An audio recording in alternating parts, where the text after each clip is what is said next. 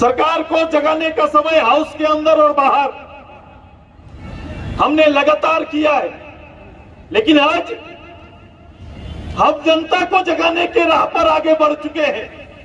चूंकि एक सरकार का, मैंने कहा, कार्यकाल 60 महीने का होता है। 60 महीने के कार्यकाल का 40 महीना जिस सरकार का बीत गया उसे जगाया नहीं कहते हैं। आपकी निद्रा जब 10 बजे रात से 5 बजे सवेरे तक का होता है, यदि कोई आपको रात के 11 बजे, 12 बजे, 1 बजे जगाता है तो आप बोलेंगे जगा दिया। लेकिन कोई भोर के 4 बजे जगाने नहीं जाता है, वो तो उठने का समय हो गया। आज जब हम यहाँ पर आए हैं, मैं उस समय आके यहाँ पर खड़ा हूँ कि अब झारखंड की जनता को खड़ा होने का समय आ गया है। उस समय आके आपसे हम बात कर रहे हैं, वो समय आ गया।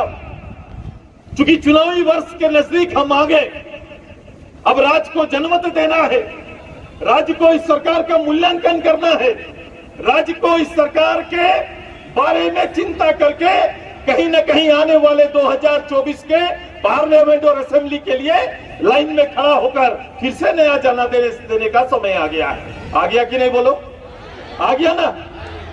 हम 24 कुछ महीने बाद 24 के दहलीज पर आ जाएंगे। अब देखो इस सरकार की उपलब्धि और परिणाम। मैं इसीलिए आज एक बात पर सबसे ज्यादा जोर देने का काम करेंगे। पता नहीं, मैं ये पब्लिक से भी, आपके माध्यम से जनता से भी बात कर रहा हूं। मैं आपके माध्यम से राज्य की जनता को संबोधन कर रहा हूं। ये पद यात्रा, हमारा कार्यक्रम, हमारा 7 सूत्री मांग का मूल आधार है। सामाजिक न्याय और सामाजिक न्याय करने वाले या उस समाज के लोगों द्वारा, बहुतायत जनसंख्या द्वारा इस सरकार का गठन किया गया है। मानसिकता लोगों की बिल्कुल वही थी कि ऐसी सरकार आएंगे, ऐसी सरकार का नेतृत्व अगर आएगा, ये गठबंधन आएगा तो निश्चित रूप से कहीं ना कहीं हमारे मूल विषय पर भार देंगे, मूल विषय पर जोर देंगे। क्योंकि सरकार ने यही झूठा आश्वासन दिया था। सरकार जब आई या सरकार आने से पहले जिन विषयों को रखा था, 40 महीना बीत गए। जिस सरकार में बैठकर सरकार का मुखिया उस राज्य का स्थानीय नीति, नियोजन नीति, विस्थापन नीति, आंदोलन का नीति, आंदोलनकारियों के लिए कहा था कि नीति बनाएंगे, ये एक भी नीति बना पाएंगे? इस दुर्गति के लिए कोई और दूसरा नहीं, ये सरकार और सरकार में बैठे लोग जिम्मेदार हैं। ये जवाबदेही हमारी बड़ी है कि राज्य के लोकतंत्र को स्थापित करने का अधिकार, यहाँ के लोगों को हक अधिकार दिलाने का केवल और केवल काम अब राज्य की जनता कर सकती है, ये सरकार नहीं कर सकती है। ये सरकार के इर्द गिर्द की स्थिति तो देखो। सरकार कह रही है कि मैं आदिवासी हूं, इसलिए मुझे तंग किया जा रहा है। इसको तो बड़ा गौर से मैंने लिया कि कहीं शायद हेमंत जी के साथ ऐसा ही किया जा रहा है क्या। तो फिर मैंने गौर फरमाया, पूरे भारत सरकार की एजेंसियां हमें तंग कर रही है। मैंने कहा इन्हें तंग कर रही है तो भाई साहब मैं उल्लेखित कर रहा हूं कि एक राज्य भी एक शासन है, राज्य के अंदर भी विधि व्यवस्था के लिए पुलिस है, सीआईडी है, बहुत तरह की एजेंसियां है।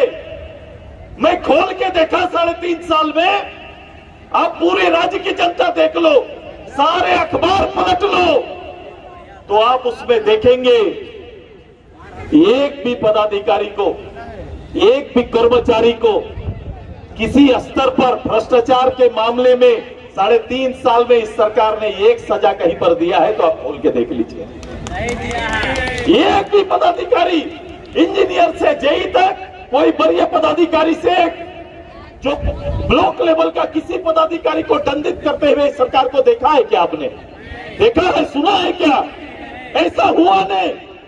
तो इसका 2 उपाय है या 2 निष्कर्ष है। इसका निष्कर्ष यही है कि शायद सभी पदाधिकारी बहुत ईमानदारी से इस प्रदेश की सेवा कर रहे हैं, इसलिए कोई पदाधिकारी भ्रष्ट दिख नहीं रहा है, इसलिए कोई पदाधिकारी पर कार्रवाई नहीं हुआ। ऐसा ही होगा, ऐसा ही होगा ना। मैंने कोई पदाधिकारी, सब पदाधिकारी ईमानदार पदाधिकारी बैठा हुआ है, इसलिए कोई गलती कर नहीं रहे हैं, इसलिए इनको कोई सजा नहीं मिल सकता। ऐसा ही है क्या? ऐसा है क्या प्रदेश में?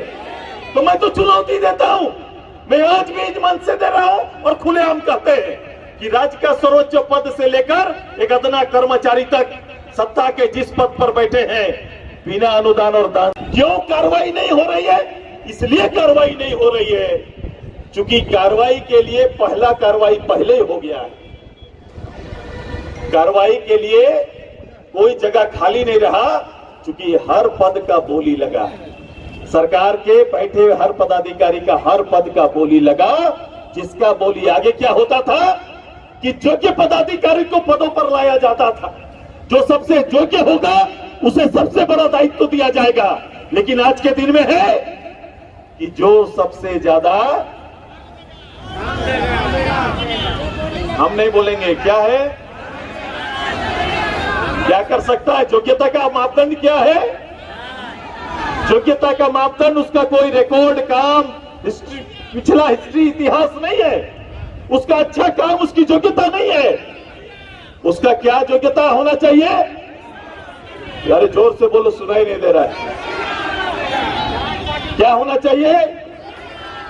आज के समय सरकार का सबसे बड़ा योग्य पदाधिकारी कौन होगा?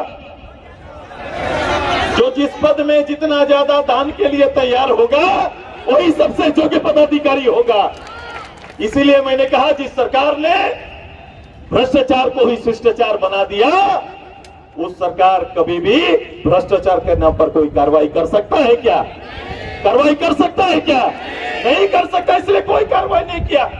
तो ये चाहते हैं, हम जैसा चल रहे हैं, हम जैसा देख रहे हैं, पूरा देश को ऐसा ही देखना चाहिए, ये कह रहे हैं। इसलिए जब अब भारत सरकार की एजेंसियां यहां घुसकर यहां लोगों को चिन्हित करके जब काम करना प्रारंभ कर रही है, तो हमारे लोग कहीं ना कहीं एक चादर ओढ़ के सामने मुझे दुखी किया जा रहा है का नारा लगा रहे हैं कि नहीं लगा रहे?